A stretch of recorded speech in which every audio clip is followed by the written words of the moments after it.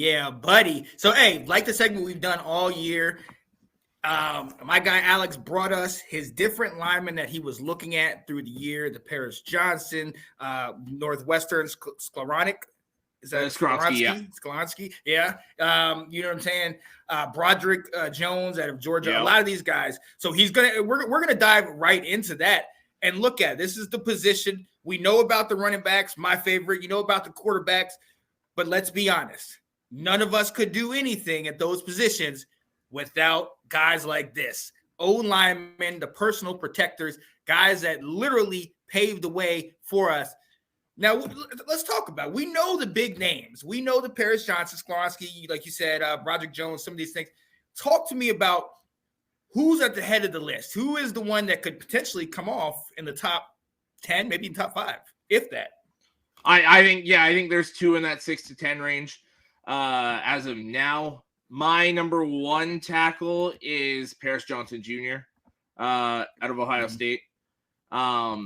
He's the bigger frame. He's more likely to actually play tackle in the NFL. I think Sklonsky, he has the talent to play tackle, but with his size, his wingspan, he might actually move into guard, kind of like a Quentin Nelson, Zach Martin. They both were left tackles at Notre Dame when they played, and they ended up moving in and being the best guards in football, and they still are at this point. So Sklonsky could very well do that, and he's going to end up in both my rankings probably as tackle and guard. But yeah, Paris Johnson, number 1. He's a guy that only really has the 1 year experience at college playing tackle, because last year they had Dawan Jones and Nicholas Petit-Frere, and he slid into that left tackle spot and played it phenomenally. Very top tier level run blocker at the college level, very solid pass protector, big, strong, physical, really good punch, really good footwork. I love everything I see from him, except the uniform he was wearing in college. Obviously. And Peter Sklonsky's he's the same. He's everything that Paris Johnson Jr. is. He's just a little bit smaller, a little bit shorter arms. Mm-hmm. He's elite run blocker, very good pass blocker.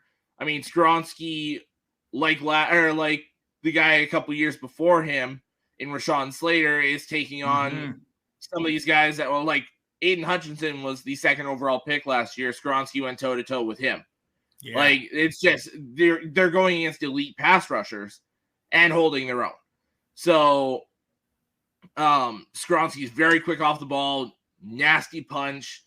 You like to see, they teach linemen now to kind of hit with head and hands at the same time. You see a bunch of guys get the concussions like crazy before because it was head then hands. Now it's kind of everything at the same time. Sklonsky does an elite job at that. Physical, great feet. And the one thing with these guys that kind of separates themselves, because I believe it's these 2, and then there is a drop off before you get to 3, 4, 5, and then there's probably another drop. Well, I'll add 6 into there, and then there's another drop there. Yeah. The one thing that sets these guys apart from 3, 4, 5, 6 is their pass pro. Yeah. When they get back, Broderick Jones, Dawan Jones, blanking on the kid from Tennessee, but every Darnell Wright? Yes, Darnell Wright, thank you. Mm-hmm. When they pass set, they'll try and shoot out and actually get the guy first, and they'll lunge, which allows you to it allows the defender to do essentially whatever move they want. Right. Because your head's more than likely down, and they just get to choose how they get past you. But Paris Johnson and Sklonsky, they both sit back and let you come to them before using that elite punch they have, which is very hard to find, and it seems kind of surprising because all it is just be patient, then strike.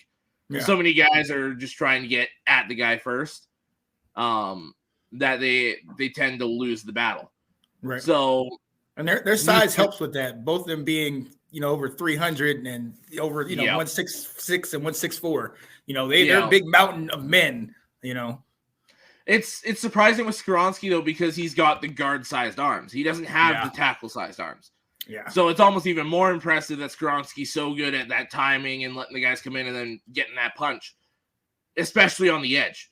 Because there's a difference when you're playing tackle to playing guard or center.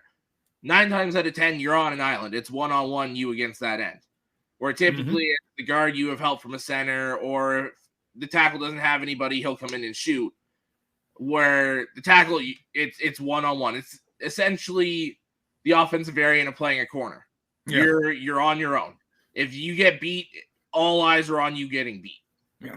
So these guys being elite and pass pro, I love what they do, and like I said, I see them both. They're both top 10 talents. They should both be off the board by 10. We'll see if it actually happens. Yeah. Number 3 is Broderick Jones for me, out of Georgia. He's insanely raw.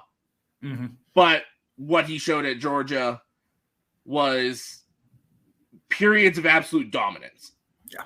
He's extremely physical. He's a road grader at left tackle, which is very rare. Typically, your left tackle is more your pass blocker, your finesse guy, and your right tackle is your mauler, your run blocker, your more physical guy. Broderick Jones brings all that to the left tackle with all that finesse, all that talent. It's just you got to get him to hone it in a bit more. That's all it is.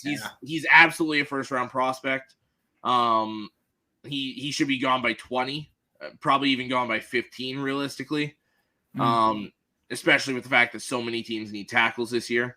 But I think those top 3 guys can all be left tackles in the NFL. I truly believe they're starting left tackle caliber. Giants. Like I said, for him though, it's just that be patient. A lot of offensive line is about timing. Communication and timing are 2 major things that get so underrated. What's this? The most impressive thing about Skoronski is he was noticed while playing at Northwestern. But here's the thing, though: Northwestern offensive linemen are starting to get noticed. Right. Was it Rashawn Slater from there? Rashawn Slater a couple years ago. Yeah, and he was top 10, or at least top 15, if I'm not mistaken. Yeah, he got drafted top 15. He was the second guy behind Penei Sewell. Right.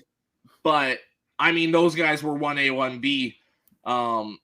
And I mean, Rashawn Slater, before hurting himself this year, was an elite left tackle in his first and second year in the NFL. So that kind of put Northwestern on the map. I kind of hope you guys take one of those 2 guys, whether it's Paris Johnson or Skoronski. I would like Skoronski back. Well, Paris Johnson could also be an elite guard for you guys too. Like, that's the thing. I don't think they necessarily need tackles because Braxton Jones and the other young guy they had last year both played very well. Right. So, I mean, you could take one of these guys and put them at guard, and I think you'd be laughing. Especially with that Nate Davis signing. Justin Fields would be ecstatic. You can move Cody Whitehair to guard. That offensive line is set. Far different from what they had last year. Yeah. Very, very different from what they had last year. But yeah, back to Broderick Jones. There's so few things he's got to tweak that are going to be the difference between him being a good left tackle and an elite left tackle. And it's all those small things that make all the difference in all of them. Now let me ask you about him. I mean, again, the size, 6'5", 311, all that stuff's great. Redshirt sophomore, so it's a little younger.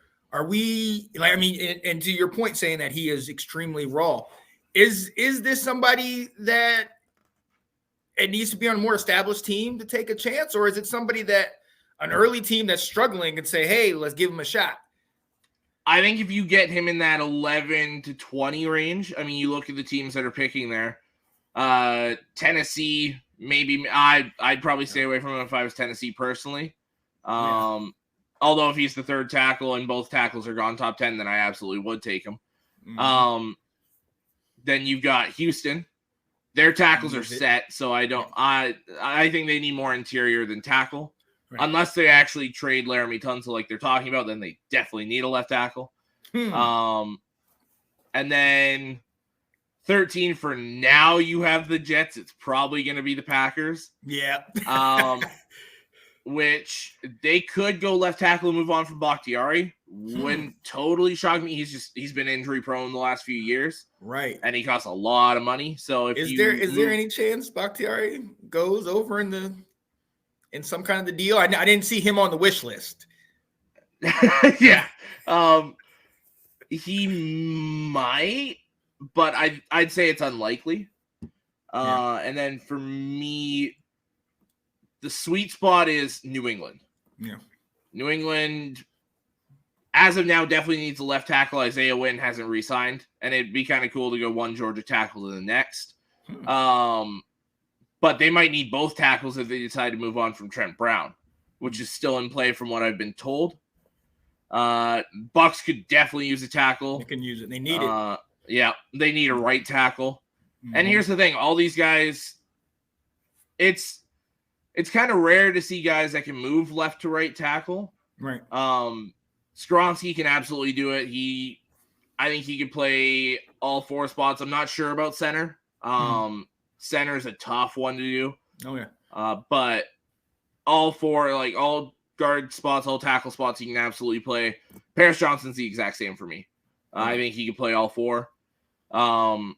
Is that why they separate themselves? Because they are such a position flex? Yeah, versatility, and they're just, their overall ability. And I mean, like, Paris Johnson literally played guard and then transitioned to tackle, so you know he can do that. Skronsky he screams Quentin Nelson, Zach Martin, just those guys that, guards. Like, Quentin Nelson's my comparison for him. Gotcha. Right. But Quentin Nelson was an elite tackle at the college level. Zach Martin was also an elite tackle at the college level. So they're guys that had the ability to play tackle, but just they slid into guard because that's where they were needed and probably where they fit better in the NFL. But yeah, and then Broderick Jones is kind of left or right tackle. Might be better suited at the right tackle in the NFL, but could play left tackle. I think the rest of the guys, there's a couple left tackles in there, but they're mostly suited for right tackle. And one of these guys that I'm going to get to here is Anton Harrison from Oklahoma. He's a guy he's my number 4 guy. He could play left tackle. I'd probably like to see him go to right, personally, but I think he could be a solid left tackle. We all know what Oklahoma runs offensively. Yeah, it's that air raid. They love to throw the ball, and Anton Harrison is one of the better pass blockers in this draft. Solid hand, solid punch. I'd like to see the footwork improve a little bit, which is something that can easily be fixed. It's just something he's got to take the time to actually look at and work on. This guy's got ability. I mean, absolutely. Over 400 pass blocking snaps and only 1 knockdown a year ago. I mean, this is the type of guy that you definitely want in a passing offense. My question though is he a mauler? You talked about some of those guys that are maulers. Can he work in the running game, even though they didn't really run? I don't want to say they didn't run a lot, but they didn't run maybe as much. Yeah. He's kind of in that what Charles Cross was for me last year. Okay. It's a wait and see as a run blocker. Yeah. But you know what he is as a pass blocker. So if he goes to one of these pass heavy offenses, you're golden. Right. I don't think he'd slip this far, but if he ended up on the Chiefs, you're laughing. Wow. On the Bengals, you're laughing. Yeah. There's so many good fits. Dallas. Now I know they want to kind of slow the ball down a little bit. You're lucky they don't need tackle right now. So, but there's quite a few of those teams where it's like, oh my god, if he ends up there, you're looking at probably a top 10 tackle. And for me, he's right there with Broderick Jones. It's just we know what Broderick Jones is as a run blocker. That's why he takes a step up for me. Yeah. And I mean, we saw Broderick Jones dominate SEC competition. That's what it is. We know what those SEC defenses are like. And he's manhandled multiple top tier defenders. Yeah. So where we haven't really seen that from Anton Harrison. Right. And if anything else, I mean, for the last 2 years, this man's practiced against the likes of Big Baby Davis, Nakobe Dean, Jalen Carr, Nolan Smith. He's practiced against Trayvon Walker. Yeah. Trayvon Walker. Right. These top 10 level Wyatt. talents. I mean, come on, man. How many first round picks did we just name? Right. You imagine going up against them every day. Good gracious. Yeah. Yeah, those guys are my top 4. I hate to do it as a Michigan fan, but a second Ohio State tackle makes the top 5 for me. Dawan Jones. Woo. Oh, yeah. Okay. He is the best right tackle in this draft. If you're talking pure right tackle, he is number 1. Okay. And he is a mammoth of a human being. I gotta check what the actual measurements are, but I know just like when they measured him at the Senior Bowl, everyone was just like, oh my God. Yeah. Like just one of the biggest human beings we've seen in a while. 6'8", 359 with, I believe, like a 40, what was it, a 7.76 wingspan. Yeah. Dear God. Yeah. Like just massive. Oof. And he moves very well for his size. Yeah. Dominant run blocker. I mean, obviously with the size. The one thing you worry about with tackles that big, obviously, is offensive and defensive line is a lot of a leverage game. Yeah. They like to say low man wins, and when you're 6'8", it's hard to be the low man. Yeah. But he does a very good job with his leverage. He does a good job of bending at the knees, not the hips, which some of the guys, Blake Freeland for one, is one that does not bend at the knees very well. Okay.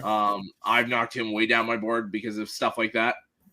But Dawan Jones, for being as big as he is, moves very well, uses leverage well, and yeah, he just phenomenal tackle. Will be probably in that top 6 to 12 right tackle range at some point in his career in the NFL. Yeah. I do truly believe that.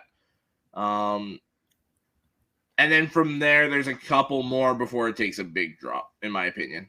Yeah. Yeah. I mean, I honestly, I can't really dispute. I can't dispute those picks at all. I mean, Broderick Jones, we've seen him and Skoronski are just, I mean, both of them kind of, you see the talent and it's just all around. And you know, Will and I were talking about this on the show the other night. So when I mentioned to you that position flex, being able to go from tackle, either left or right tackle, because that's not easy, but then also being able to move potentially in at guard, that's something that, you know, not everybody can do. And it just makes them more valuable to be able to do that. So Skoronski and not Broderick. Paris Johnson. Yeah. They both, I agree. They're both head and shoulders above. Love the size, just like you were saying. Love the size of Dawan Jones of Ohio State. Yeah. That's a mammoth of a man. He is just, I mean, head and shoulders above, and I love that. And you know, I'm a running back, so I'm just focused if you can clear the guy out the way.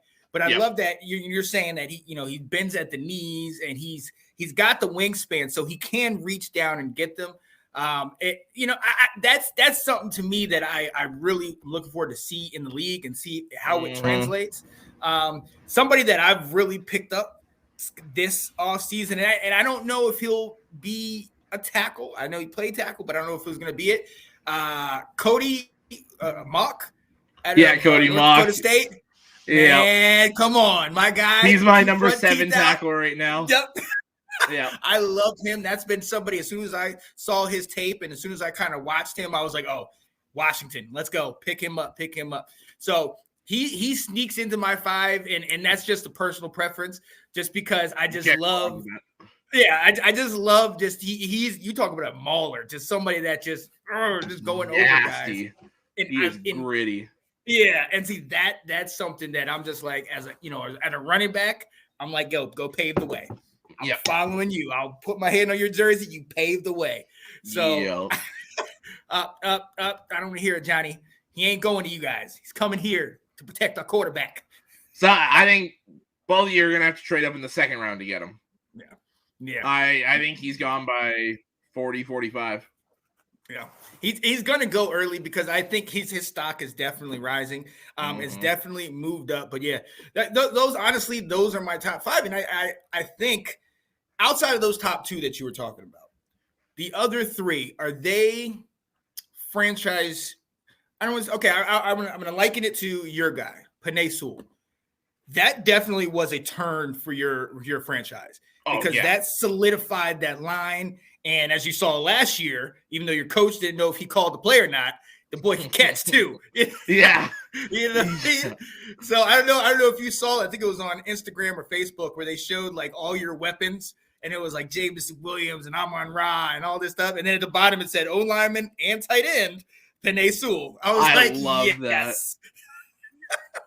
That. I was like, awesome. I love that. Yo, maybe the Bears could trade back between 20 and 40 and get 2 of these O linemen. I mean, you got the. I would stay at 9 and get one of the top tier guys, one of those top 2. Especially for what you guys are looking like. And the Bears are looking like a real problem now. Yeah. They're the team that worries me in the NFC North. Not the Vikings, not the Packers. It's the Bears. Yeah. And then I would use those second round picks you guys have.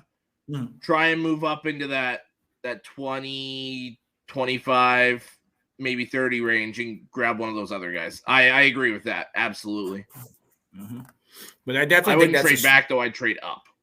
Yeah, I definitely think that's a smart move. Definitely solidify that line. I agree, but Poles doesn't seem. And that's what worries me.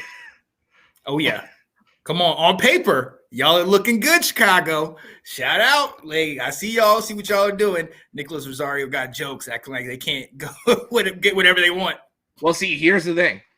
There's going to be teams around that area that Nick's talking about that are going to want to trade up for a wide receiver, a corner, an edge rusher.